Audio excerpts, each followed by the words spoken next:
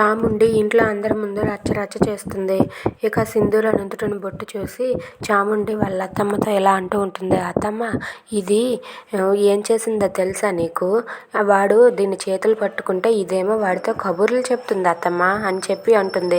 అది విని అక్కడ ఉన్న వాళ్ళంతా ఒక్కసారిగా షాక్ అవుతారు. ఇక సింధూర అలాగే చంటిబాబు వాళ్ళిద్దరు కూడా షాక్ అయ్యి ఏంటమ్మగారు ఏం మాట్లాడుతున్నారు అని చెప్పి అంటూ ఉంటాడు.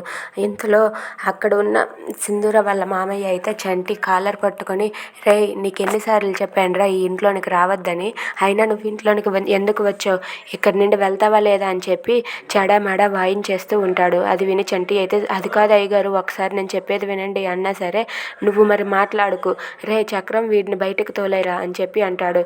ఇక సింధూర అయితే అత్తమ్మ నాకు ఏదో చిన్నప్పటి నుండి పువ్వులు పెట్టుకోవాలన్నా బొట్టు పెట్టుకోవాలన్నా బాగా ఇష్టం అత్తమ్మ, అది అలవాటు అయిపోయి ఆ అలవాట్లో పెట్టేసుకున్నాను అంతే తప్ప నేను కావాలని పెట్టుకోలేదు అత్తమ్మ, నేను బొట్టు పెట్టుకోవడం తప్పే అని చెప్పి అంటుంది.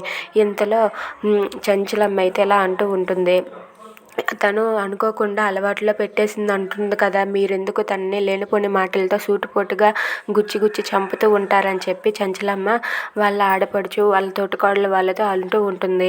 ఇక సింధూర అయితే నేను చేసిన తప్పే అని చెప్పి వాళ్ళందరి ముందే ఆ బొట్టుని చెరిపేసుకుంటుంది.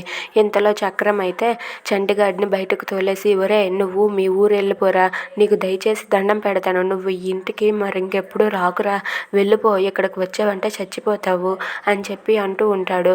ఇక అక్కడ ఉన్న పాలేరులు అయితే అన్న ఇక్కడ చంటి చాలా మంచివాడు అన్నా సరే వాడు అతి మంచితనం రా, వాడి అతి మంచితనం వల్ల వాడు ఇక్కడ ఉండలేడు, ఒరే నువ్వు ఇక్కడ నుండి వెళ్ళిపో అని బయటకు గంటేస్తాడు చక్రం. Thanks for watching friends, please subscribe our channel.